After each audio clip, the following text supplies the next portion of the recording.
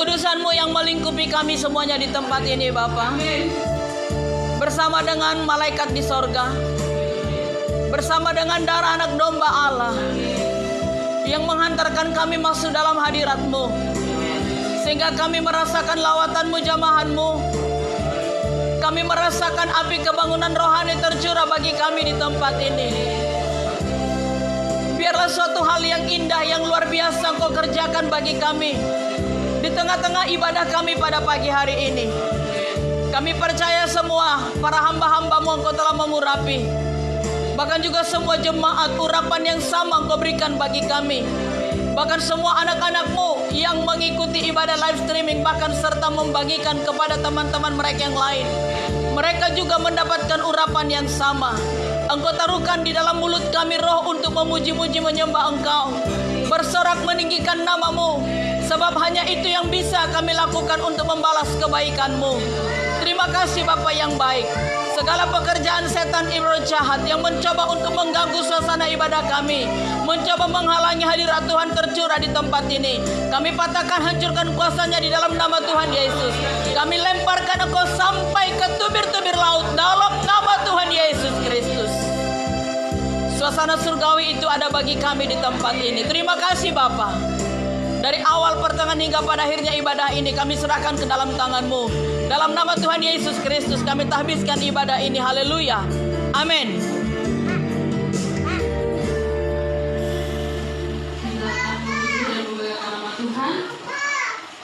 Masih kuat dan berdiri. Amin. Haleluya. Kita angkat pujian kita yang berkata, Robo Antoni. Walaupun cuaca di luar sana kurang sahabat, dan semuanya sudah mau terus muliakan nama Tuhan.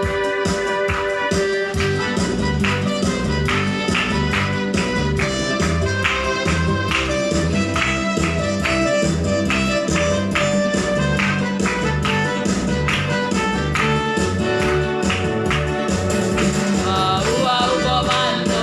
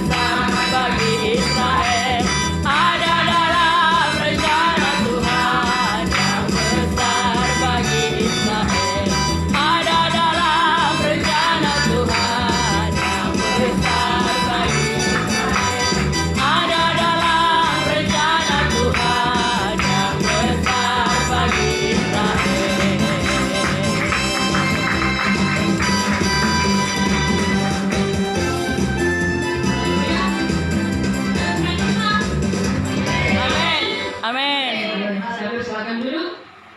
Terima saja kita akan memberikan persembahan. Dapat ujian kita yang berkata bersama Tuhan.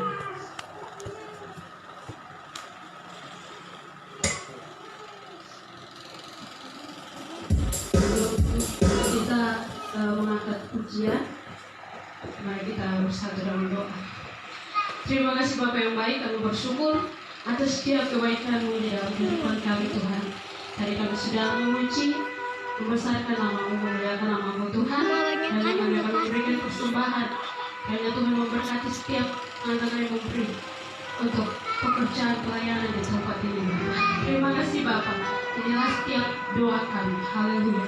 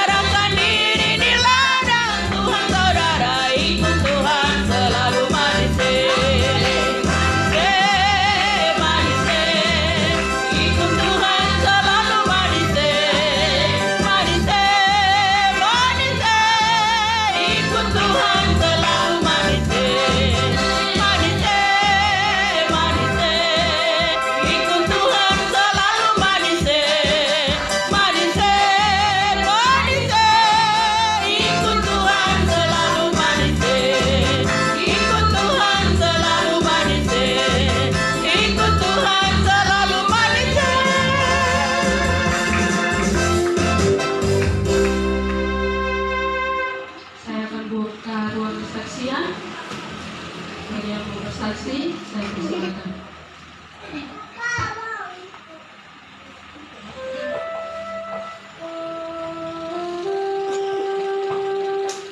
Kalau tidak ada, waktu selanjutnya kita akan mendengarkan kebenaran firman Tuhan. Kita buat pujian kita yang berkata sendiri kita.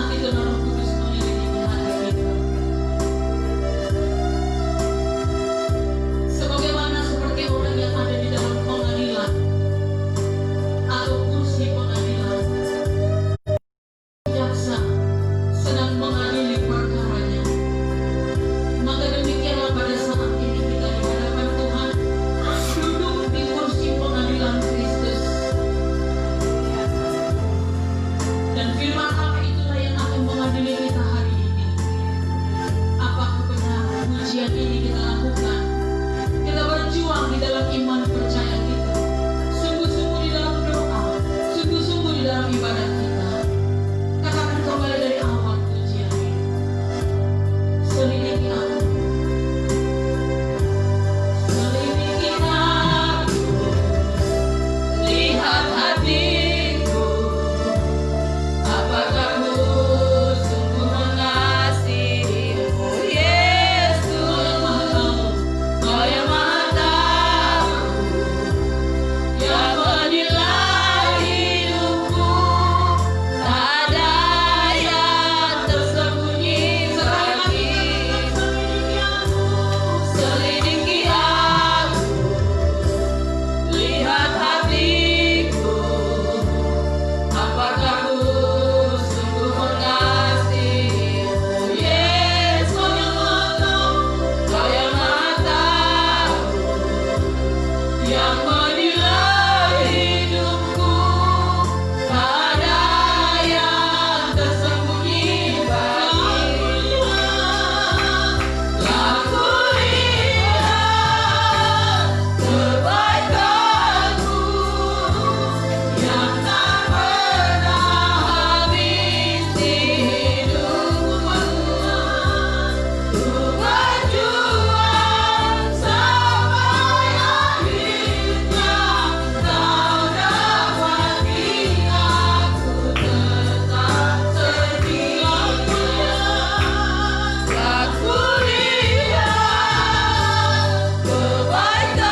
kebaikanmu yang tak pernah habis di hidupku. Ku berjuang sampai akhirnya kau dapati aku tetap setia. Kau dapati aku tetap setia. Kau dapati aku tetap setia.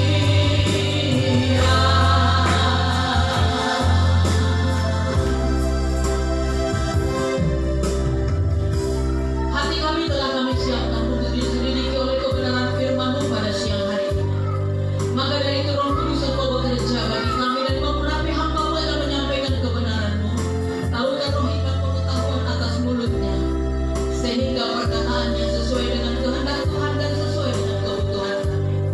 Jangan Engkau biarkan pikiran kami mengembara ke tempat lain, tetapi biarkanlah pikiran kami boleh tertuju hanya kepada kebenaran-Mu. Terima kasih Bapa yang baik. Engkau mengurapi juga semua anak-anak-Mu yang sedang mengikuti pada live streaming ini. Urapan Allah, urapan yang sama juga bagi mereka. Terima kasih Bapa. Dalam nama Tuhan Yesus, kami sambut kebenaran firman-Mu ini. Haleluya. Amin. Puji Tuhan, saudaraku. Shalom. Shalom. Shalom. Ada sukacita? Amin. Amin. Ukuran kebahagiaan bagi kita bukan ukuran ketika kita punya banyak uang, tetapi ketika Kristus ada tinggal di dalam hati kita, maka kita bisa bersukacita walau apapun yang sedang terjadi. Amin, saudaraku. Amin. Saya akan bersaksi kepada saudaraku sebelum saya menyampaikan kebenaran firman Tuhan ini, dan kiranyalah lewat kesaksian ini nanti saudaraku semakin memperbanyak doa di dalam pelayanan, memperbanyak doa untuk mendukung para hamba-hamba Tuhan. Malam minggu yang lalu sebelum kami berangkat ke Quentin, itu malam minggu yang lalu, bukan malam minggu kemarin kami tidak datang. Malam minggu tanggal berapa ya? Tanggal 12, tanggal 18. Bukan, hari Minggu malam, tanggal 12 ya?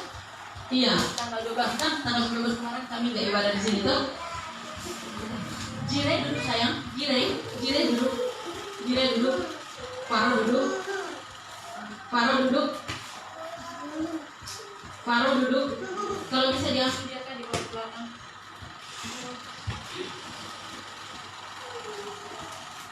Hari Minggu tanggal 12, sebelum kami berangkat tanggal 13-nya, eh, saya mengadakan pelayanan hari Minggu kan itu, yang kami pulang dari rumahku loh. Minggu. Hah? Iya, hari Minggu. Iya, hari Minggu. Saya Ida ada di sini dengan rame-rame. Kami bercanda begitu.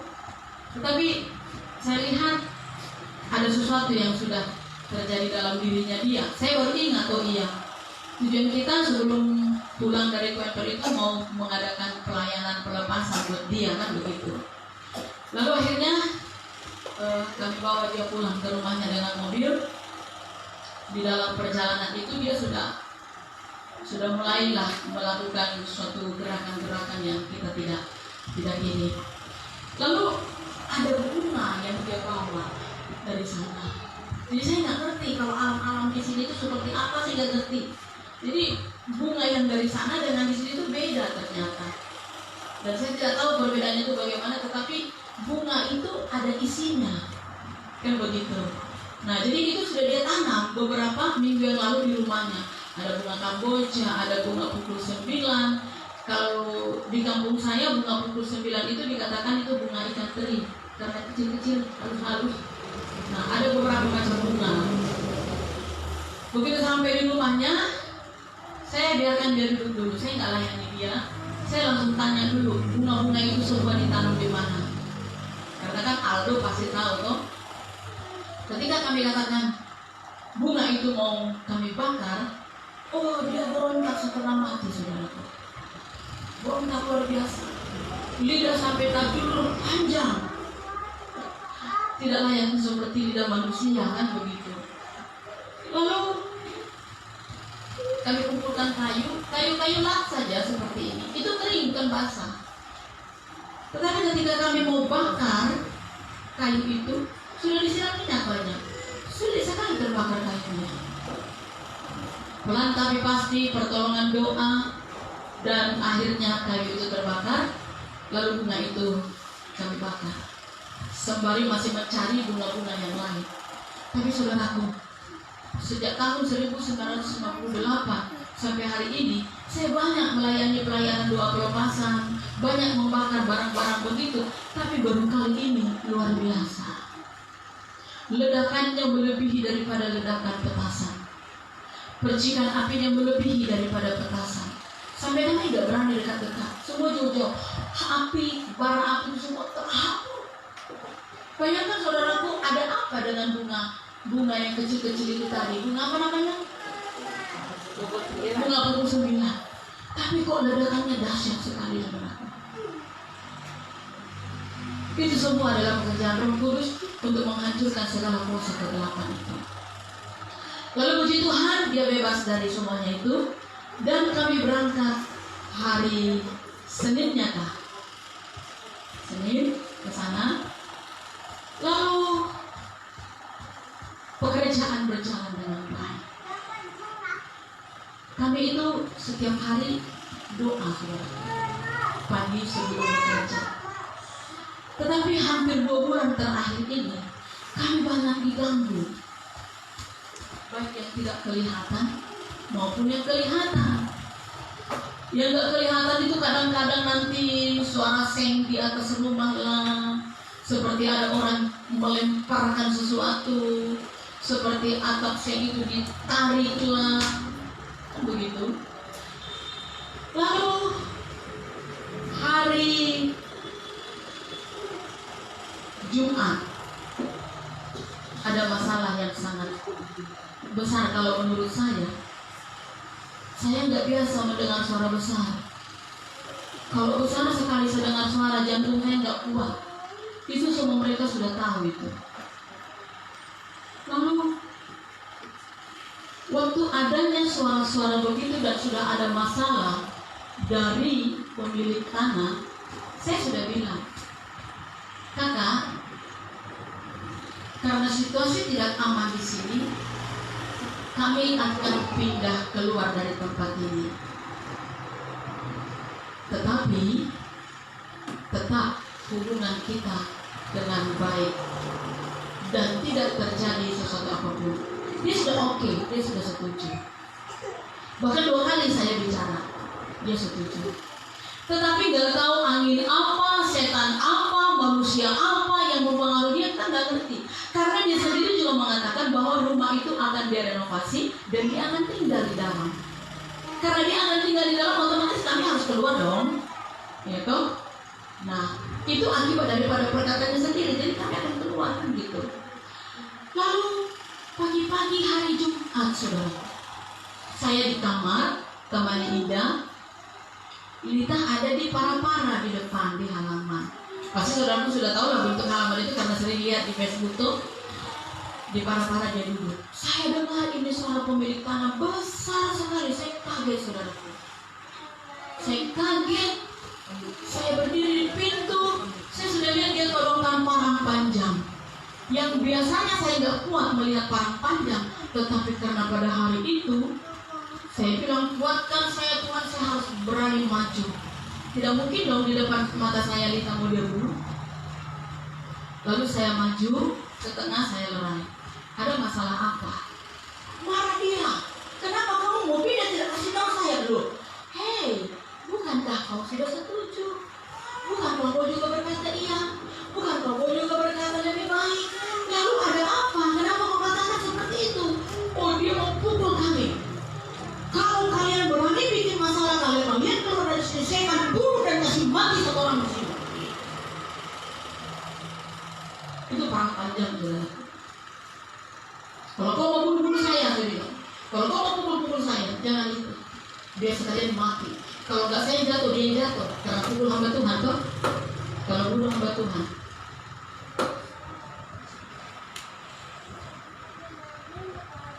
Lalu singkat cerita, kita pergi ke kepala kampung.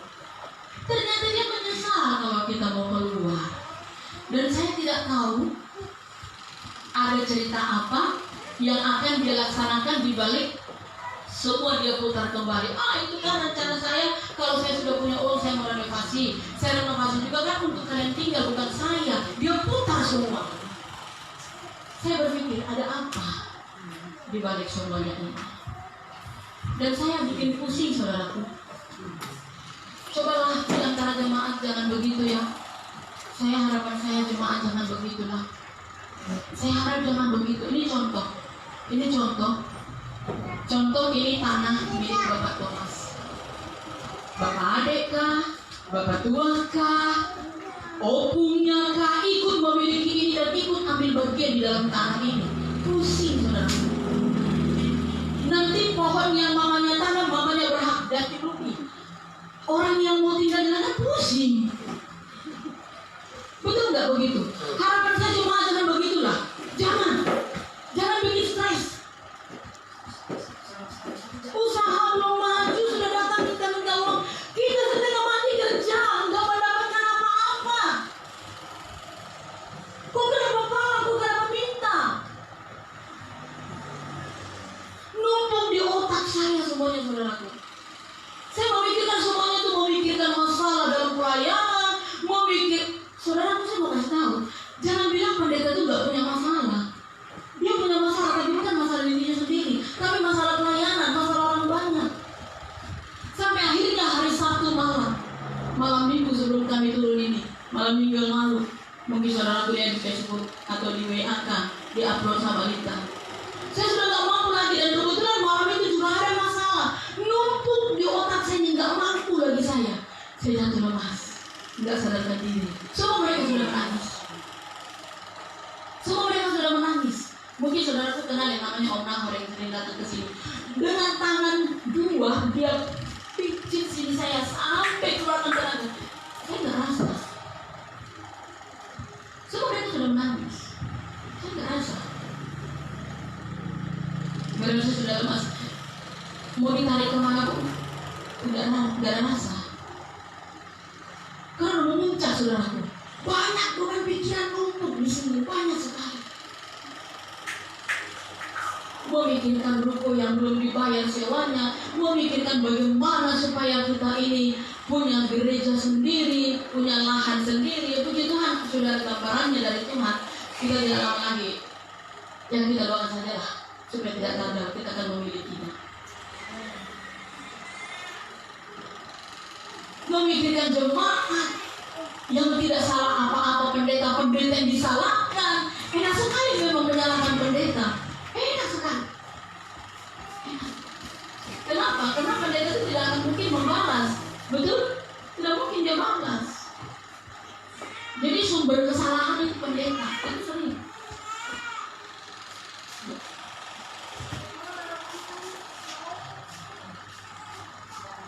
Lalu puji Tuhan, hari Sabtu itu Tuhan jamah dan hari Minggu saya mulai bisa bergerak, saya bisa berjalan. Yang walaupun masih tetap di atas tempat tidur sampai kepada hari Senin, Selasa. Nah, hari Senin ini saudaraku, hari Senin mereka semua, termasuk Ida, termasuk Lita, semuanya lah yang ada di dalam di lokasi pekerjaan itu malam hari ini saudaraku. Mereka bisa melihat apa yang tidak bisa saya lihat. Mereka mendengar apa yang tidak saya dengar. Mereka bisa melihat ada di atas pohon mangga besar menyala merah. Saya bilang, kok saya tidak bisa lihat? Saya coba melihat, udah pergi, nggak ada lagi di situ. Perempuan pakai baju hitam jalan nakut-nakutin. Kok saya nggak bisa lihat? Kenapa kalian bisa lihat semuanya?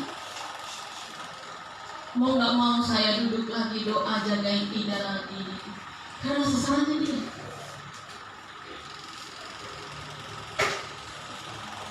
Saudaraku, banyak tantangan. Kalau mau dipikir-pikir, itu pekerjaan bukan untuk memperkaya kami secara pribadi, tidak. Yang pertama adalah ekonomi mereka di sana itu sangat tidak ada. Apalagi kemungkinan besar, saya tidak tahu ya, kemungkinan besar karena itu kabar-kabar yang saya dengar, untuk jilid 2 Otsus tidak akan ada lagi mulai tahun depan. Betul nggak? Ya toh? Ternyata sudah tahu juga beritanya. Nah. Jadi bagaimana lagi bisa dapat uang kalau nggak berdiri di atas kaki sendiri? Amin. Kerja. Firman Tuhan bilang apa? Orang yang bekerja yang mendapat makan. Orang yang nggak bekerja jangan dikasih makan.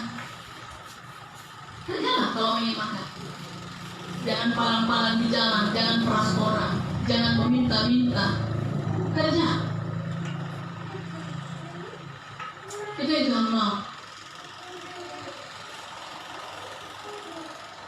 Yang kedua, selain daripada pemberdayaan ekonomi mereka di sana, yang kedua adalah bagaimana caranya Tuhan supaya kita bisa punya tanah sendiri dan punya gereja sendiri.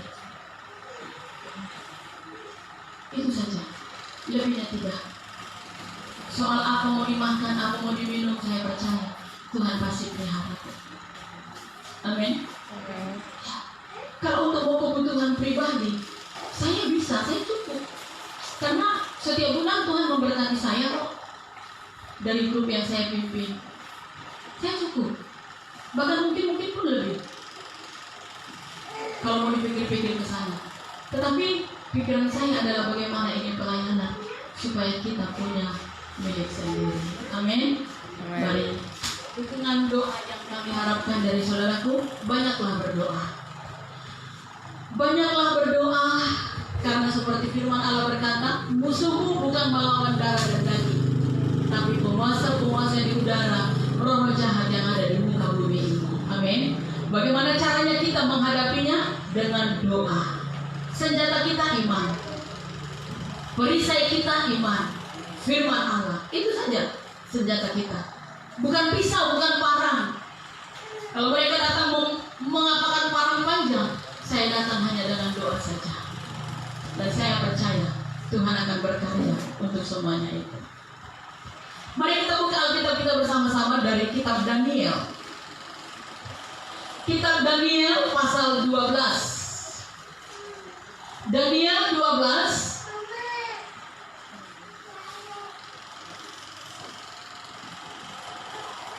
ayat 1 sampai dengan ayatnya yang ketiga dulu.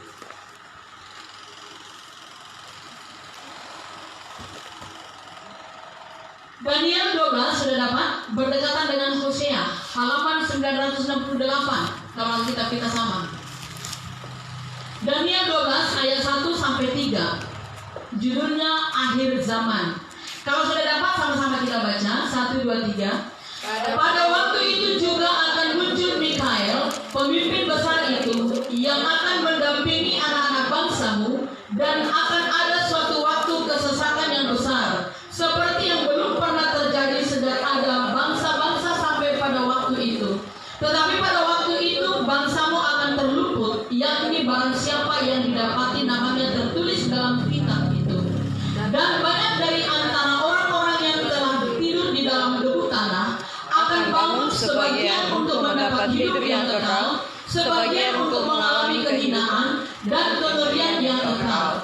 Dan orang-orang bijaksana akan bercahaya seperti cahaya cakrawala, dan yang telah menuntun banyak orang kepada kebenaran seperti bintang-bintang, tetap untuk selama-lamanya. Saudaraku, penglihatan Daniel pada waktu itu ketika dia ada di pembuangan untuk bangsa Israel dan juga untuk zaman saat sekarang ini. Artinya adalah segala sesuatu apa yang akan terjadi di muka bumi ini, sebelum terjadi Tuhan sudah membuatkan terlebih dahulu kepada para hamba-hambanya atau kepada para nabi-nabi. Dikatakan tadi di sana, pada waktu itu Mikael di dalam pemimpinnya, dia mendampingi anak-anak bangsamu, dan akan ada suatu waktu kesesakan besar seperti yang belum pernah terjadi. Akan terjadi suatu kesesakan besar seperti yang belum pernah terjadi.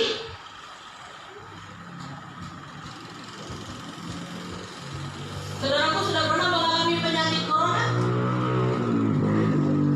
Dulu sudah pernah dengar? Sudah pernah dengar belum? Sudah pernah dengar belum? Baru sekarang ya rame-rame kita dengar ya.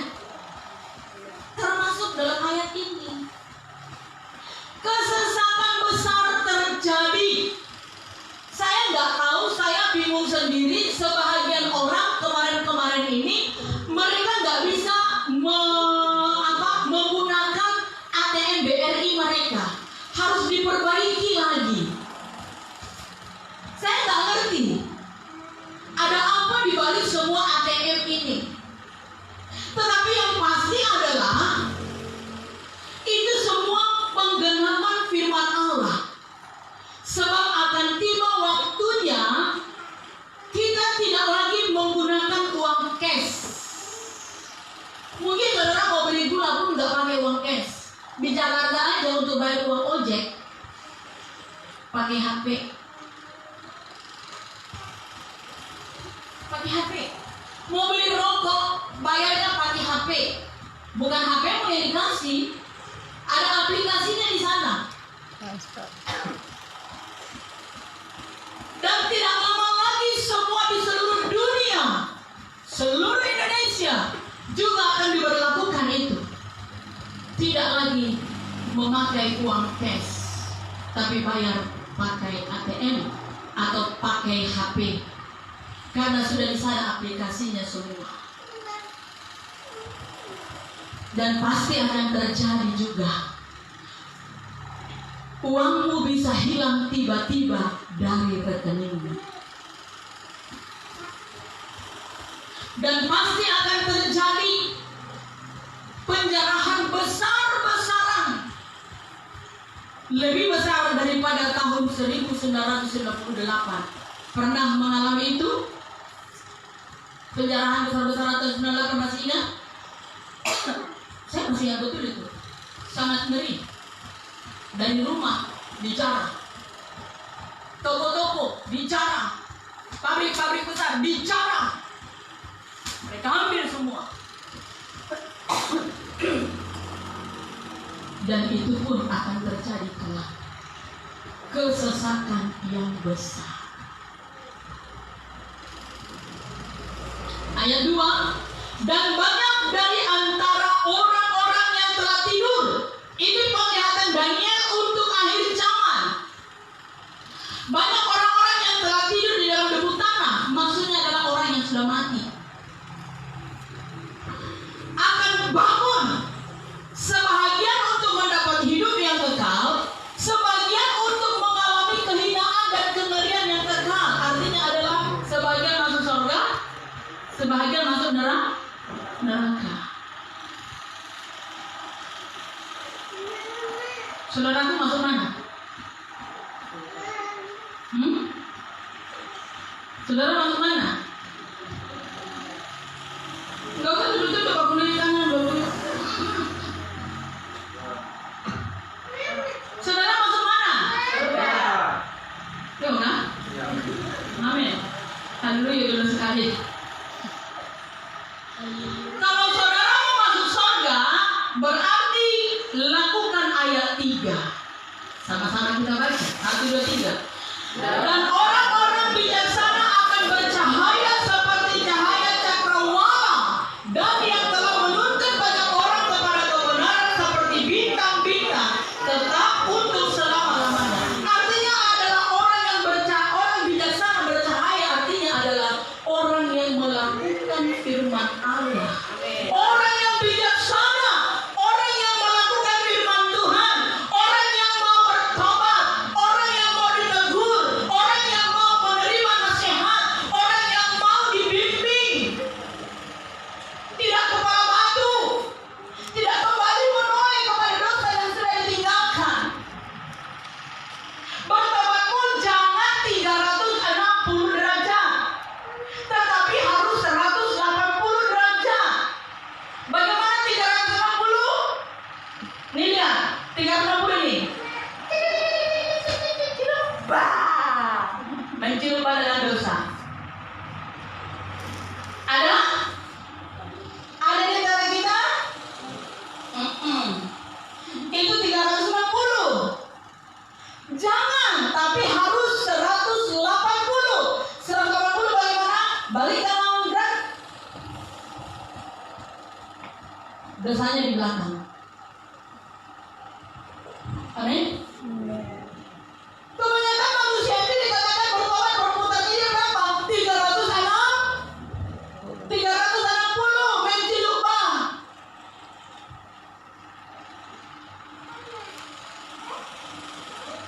Sudah tahu berzina dosa, dilakukan. Sudah tahu merokok dosa, dilakukan. Sudah tahu marah-marah, mengutuk, kata-kata kasar, semuanya pukul dan lain sebagainya, emosi benci dan yang mati, tensinya naik tinggi. Sudah tahu itu dosa, dilakukan.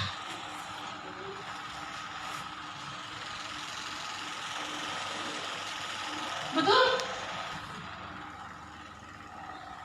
Sudah tahu marah-marah dosa, dilakukan. Marah-marah boleh? Marah-marah boleh? Marah-marah boleh? Marah boleh? Marah boleh. Ibu guru kalau nggak bisa marah nggak dihargai murid. Pemimpin nggak bisa marah nggak dihargai murid. Gembala sidang boleh marah? Gembala sidang boleh marah? Boleh. Tuhan Yesus saja marah. Yang nggak boleh itu marah-marah. Tuhan Yesus pernah marah? Waktu kapan?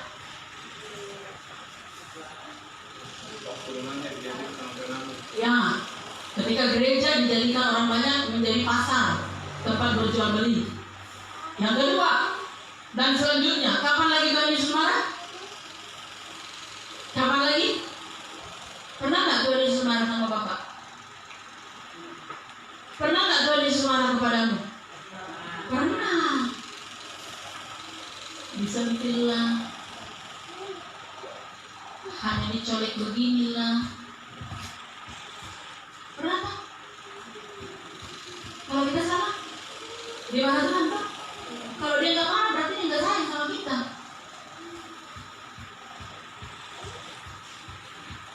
Makanya itu saudaraku, kalau engkau sedang di mana Tuhan, engkau sedang ditegur Tuhan, dengan Kemudian mungkin engkau sakit kah? Ada masalah apakah? Jangan katakan salahku padamu. Enak aja. Jangan katakan aku tak biasa. Aku tak biasa. Biasa di mana Tuhan?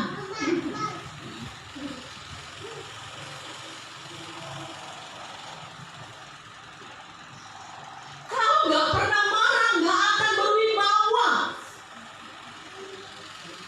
Marah-marah itu nggak boleh. Marah-marah itu adalah tensi atau sensi. Bagaimana lagu pendeta sudah dari zamannya sih, sejak aku dilahirkan itu hatiku sudah sensitif sih, nggak bisa lagi berubah. Enak aja. Udah dari zamannya sih, udah waktu sih memang begitu, terlalu halus. Udah terlalu halus itu namanya.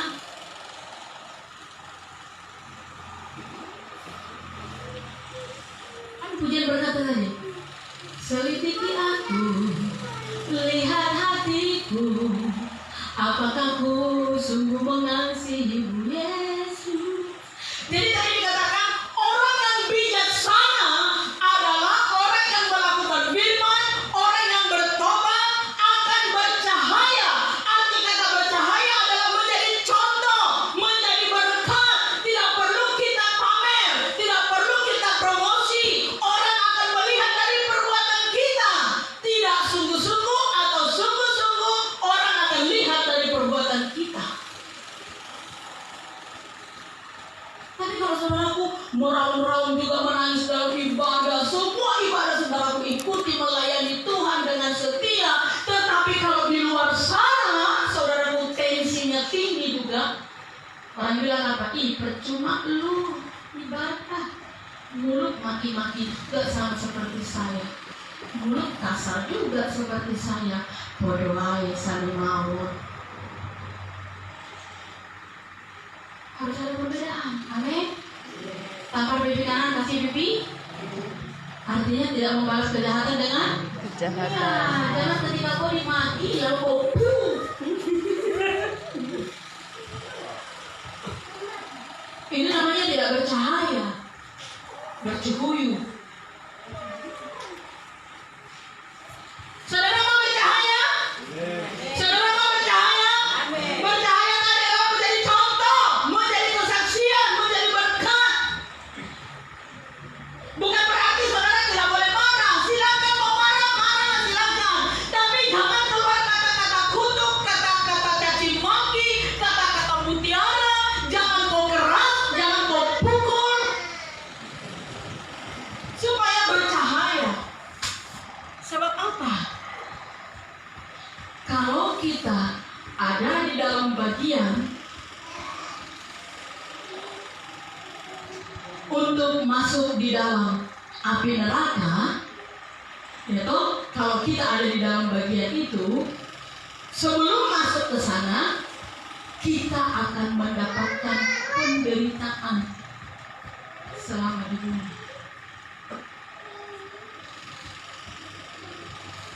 Mau sampai 1000 kali kah, puluhan ribu kali kah, supaya corona keluar dari Indonesia, tidak akan bisa kalau tidak ada pertobatan. Amin. Jadi kalau mau begitu dari pribadinya kita sama seperti malaria, toh. Tetapi ingat, kesesakan yang lebih dahsyat lagi akan ada. Penyakit sampar. Saudara tahu penyakit sampar? Bisul. Bukan bisul biasa, bukan.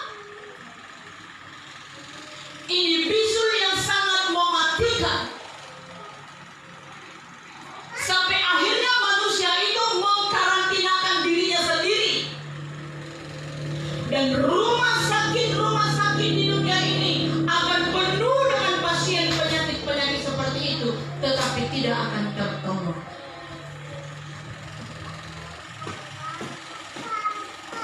Penyakit sampar itu adalah penyakit bisul yang sangat mematikan. Panas, berdenyut, sakit luar biasa. sampai si penderita itu tidak bisa melakukan sesuatu apapun kegiatan dan ekonomi menjadi lumpuh. Kemarin WHO menawarkan vaksin untuk virus corona, tetapi tidak diterima oleh dunia ya.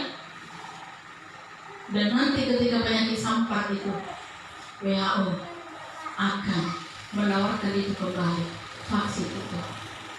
Siapa yang menerima menjadi pengikut antikris.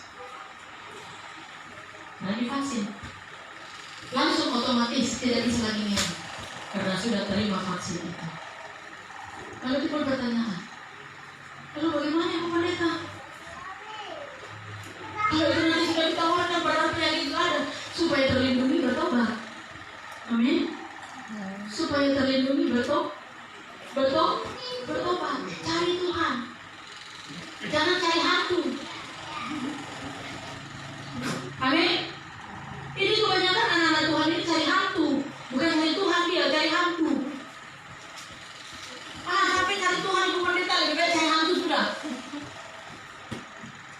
Karena kalau cari hantu tidak ada larangan di sana, mau apa saja bebas, betul tidak? Tapi kalau cari Tuhan, jalan kita, caranya pun harus diatur. Cara bicara kita, cara tindakan kita, semuanya harus dijaga. Bayangkan saudaraku, penderitaan itu sangat penderita 3,5 tahun. Kita lihat ayatnya.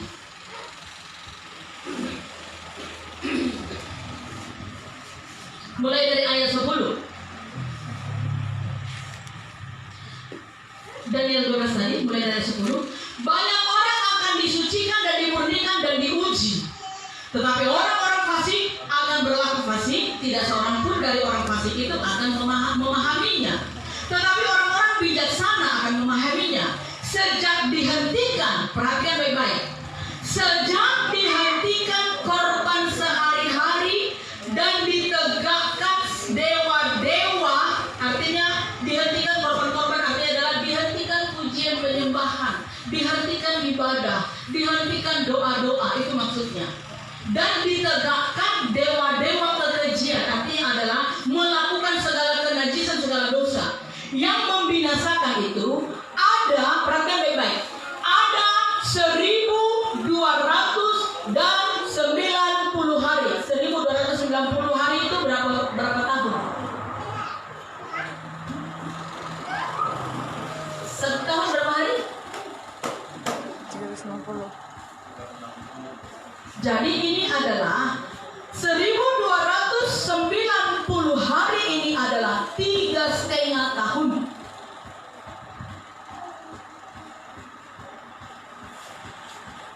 Ditegakkan dewa-dewa kekejian yang membinasakan itu ada 1.290 hari. Berbahagialah yang tetap menanti-nanti dan mencapai 1.335 hari. Tetapi engkau pergilah sampai tiba akhir zaman, dan engkau akan beristirahat dan akan bangkit untuk mendapat bagianmu pada kesudahan zaman. Artinya adalah penderitaan yang kita alami ini, ketika kita bertahan apapun itu, tetap setia di dalam doa, ibadah, Tuhan meluputkan kita dari penderitaan itu. Dan beristirahat artinya adalah kita kembali kepada Bapa di surga. Mari kita lihat di dalam Wahyu 16. Wahyu 16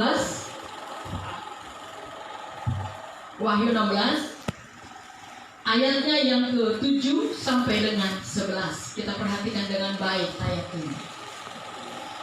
Wahyu 16 ayat 7 sampai dengan 11. Dan aku mendengar mezbah itu berkata, "Ya Tuhan, Allah yang Maha Kuasa, benar dan adil segala." Dia Allah yang adil. Engkau ditindas hari ini, Dia akan memberikan keadilan itu padamu.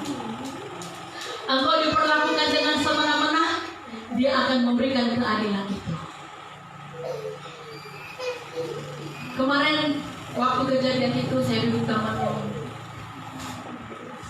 Saya bilang begini di dalam hati saya kepada Tuhan. Kami setengah mati kerja Tuhan. Pagi, siang, malam. Tidak mengenal yang nama istirahat. Sampai tubuh ini lemah, sampai tubuh ini sakit. Tiba-tiba datang. Kok masih saya dulu waktu di gampang sekali.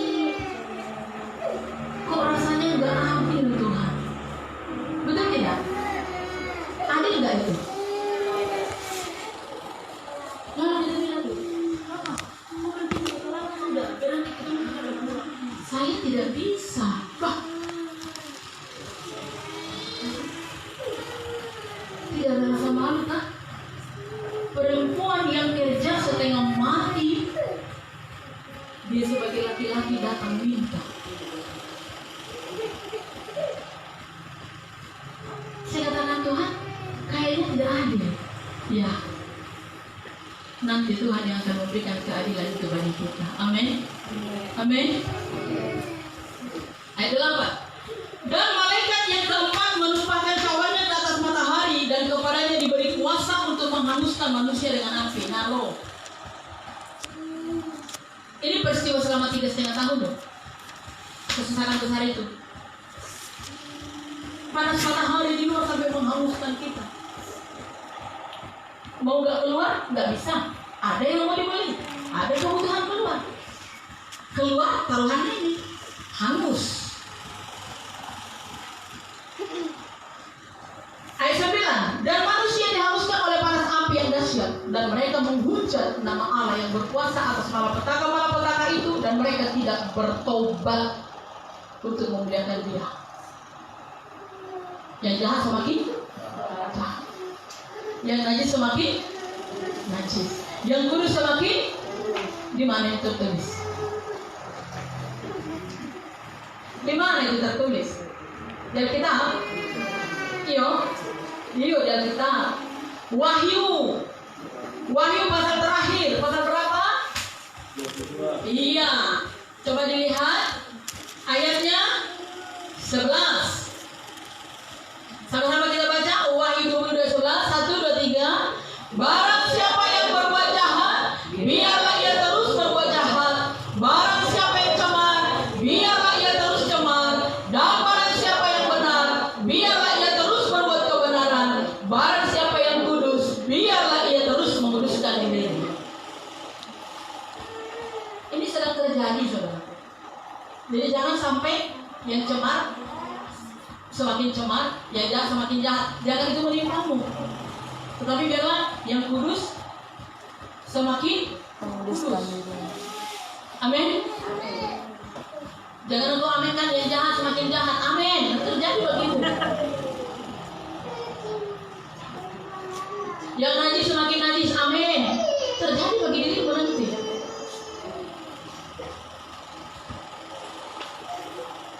Ayat 10 kembali kepada Wahyu 16 tadi. Dan malaikat yang kelima, perhatikan dengan baik.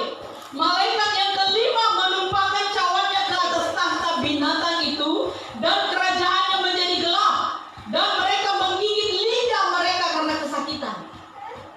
Pernah nggak saudaraku rasa menahan rasa sakit yang digigit gigi? Pernah nggak? Aduh, menahan sakit yang digigit adalah gigi sendiri. Pernah? Tapi ini bukan gigi, tapi lidah. Sampai menggigit lidah sendiri. Ayat 11. Dan mereka menghujat Allah yang di sorga karena kesakitan dan karena bisul mereka. Tetapi mereka tidak bertobat dari perbuatan-perbuatan mereka. Jadi sakit-sakitnya bisul itu bukan giginya lagi yang digigit, tapi lidahnya. Karena sudah rasa kebas.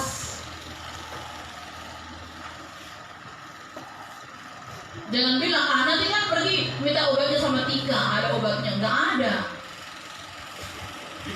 Pergi ke kliniknya Devi, nggak ada di kliniknya itu.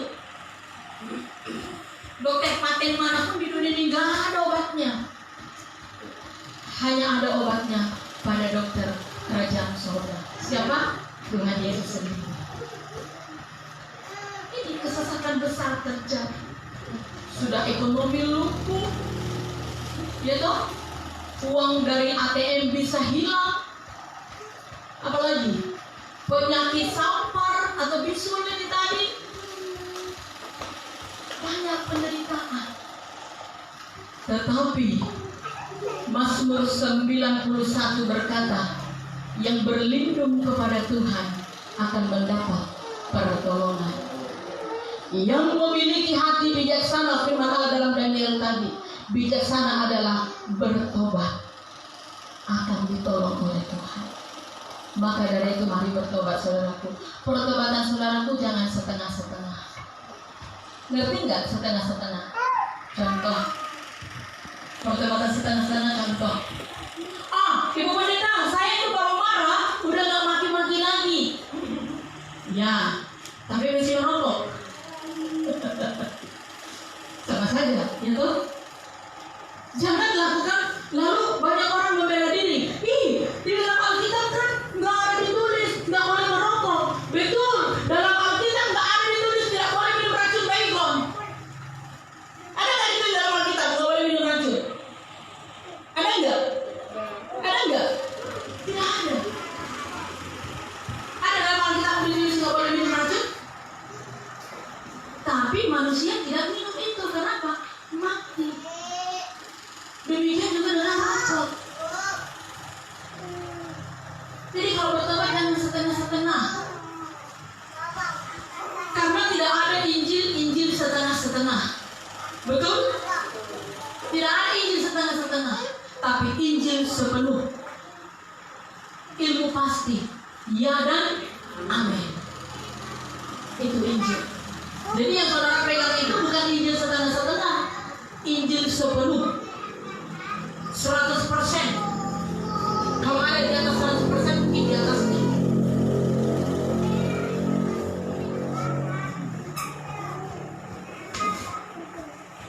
Mari berlindung kepada Tuhan. Mari menjadi orang-orang yang bijaksana. Amin. Menjadi orang yang bijaksana. Amin. Kita naikkan pujian buat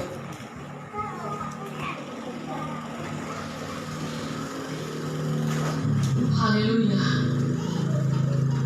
Kita naikkan satu kali lagi pujian ini tadi. Izinkan Roh Kudus menyelidikimu lewat firman Tuhan yang sudah engkau dengarkan hari ini. Kembali katakan, selidiki aku, lihat hatiku. Biarkan Roh Kudus yang berbicara di hatimu atau di dalam pikiranmu.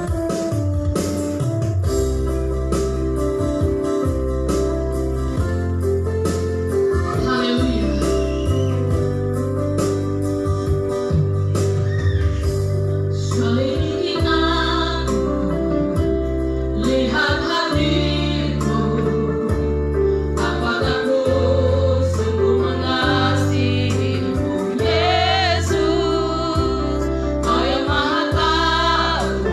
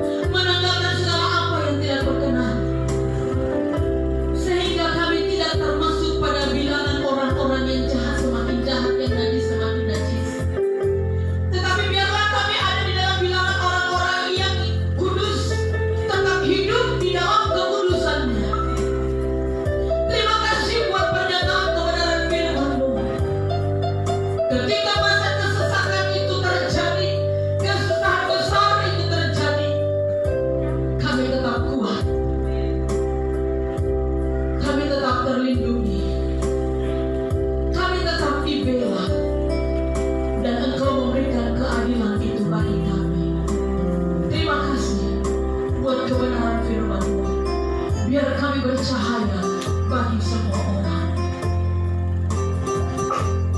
Firman-Mu yang sudah kami dengar itu berdarah daging dalam kehidupan kami, berakar, bertumbuh dan berbuah, dan kami menjadi berkat bagi semua orang-orang yang ada di sekitar kami. Kami berdoa untuk Rosita ini yang saat sekarang ini masih sakit. Mari Tuhan Yesus Kau menjamah dia. Tangan-Mu yang berlambang mampu menjamah, darah-Mu yang kudus membasuh seluruh tubuhnya, dan oleh kuasa biru Tuhan Yesus yang memberikan kesembuhan bagi dia.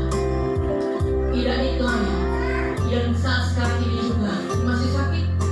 Tangan-Mu yang berlubang mampu menjamah dia, darah-Mu yang membasuh seluruh tubuhnya, dan biru-Mu Tuhan Yesus yang memberikan kesembuhan bagi dia.